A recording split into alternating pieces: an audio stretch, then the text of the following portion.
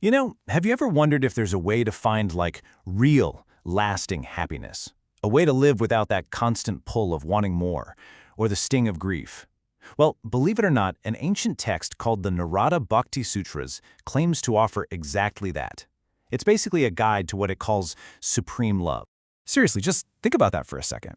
What would a life with no clinging desires, no grief, no hate even, feel like? I mean, a life that's totally free from that nagging little voice in your head that's always wanting more. It sounds kind of superhuman, right? But what's wild is that the sutras insist this isn't some fantasy. They say it's a real, achievable state. So these ancient sages, they actually had a name for this state of ultimate peace. They called it para-bhakti. It basically translates to supreme love or supreme devotion. And that's the big idea we're going to dive into today, what it is and, how it's supposed to work. All right, so what is supreme love exactly? Let's get right into it and try to define what para-bhakti is all about. Okay, so the sutras define para-bhakti as this unconditional, supreme love for a higher ideal. You could say, for God. But here's where it gets kind of mind-bending. The text says this love is of the nature of immortality. Now get this, it's not talking about living forever in your body. It's about tapping into a reality that's timeless, something infinite, that's way beyond the whole birth and death cycle. And when you attain this supreme love, the text says you get 3 incredible results. Think of them as fruits of the practice. First, you realize a state of perfection. Second, you achieve that sense of immortality we were just talking about. And finally, and this is a big one, you find this state of complete contentment. That feeling of always needing something more, it just stops. Okay, so if this state is for real, what does a person who's reached it actually look like? How do they act?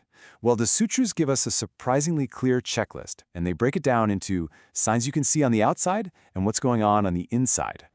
So looking from the outside, a person in this state would be, completely different. Since they're already totally content, they wouldn't desire anything new. Because they're connected to something eternal, they just wouldn't grieve in the same way. And if you feel a sense of oneness with everything, how could you possibly hate? It makes sense, right? They're just not chasing external pleasures anymore. And on the inside, the experience is just as profound. The text actually describes it as being intoxicated with divine joy. It's pretty wild. What might look like total madness to someone else is just pure bliss for them. This all comes with this deep, profound silence inside, and a feeling of being completely fulfilled just by your own inner self. So I know what you're probably thinking. This all sounds incredible, but it also sounds, next to impossible. So how do you even get there? The sutras point to one single foundation for this whole state: renunciation. But it's probably not what you think renunciation means. Right. So how is this state of perfection even possible? The answer lies in that one word, renunciation. But to really get how that leads to perfection, we've got to throw out our old ideas of what renunciation even is. Yeah, the sutras offer a completely radical redefinition here. See, renunciation isn't about giving stuff up. It's not about becoming a hermit. It's about consecration. And what that means is dedicating every single thing you do. We're talking your job, your hobbies, even your private thoughts to one single higher purpose. And this idea of consecration is really built on 2 main principles. First up is unification. This is where you start to see all the support in your life is coming from one single divine source. You depend only on that. And second, there's indifference. This means you only do selfless acts that please that higher ideal, and you become, indifferent to all the other stuff, the selfish actions that go against it. I get it. This can all sound a little philosophical, a bit out there. So to make it super concrete, the sutras give us a perfect real-world example of what this supreme love actually looks like in action. Look, if you really want to understand this kind of love in its absolute purest form, you only need to look at one supreme example. The gopis of Raja. Now, in Hindu tradition, the gopis were the milkmaids who were the devoted companions of the deity Krishna, and their love for him is held up as the absolute pinnacle of pure, unconditional devotion. We're talking a love with zero ulterior motives, just pure love for its own sake. So what was it that made their love so flawless? The text points to one absolutely crucial detail.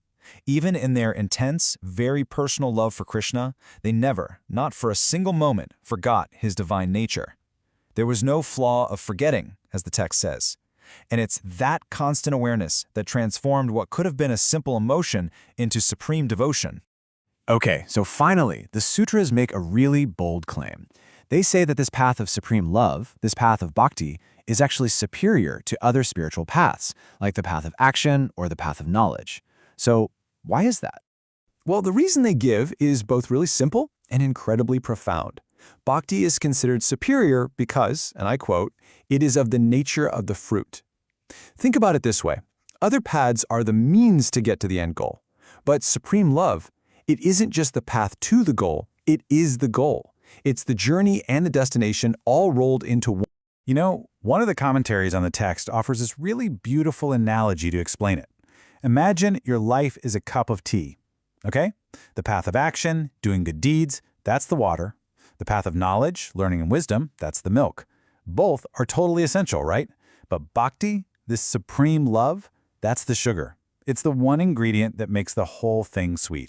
And so I want to leave you with this final question. In our modern world, which is just filled with endless distractions and things pulling for our attention, what would it actually look like to practice this kind of consecration in your own life? What would it mean to direct all of your actions, the big ones and the small ones, toward one single higher purpose that you truly believe in?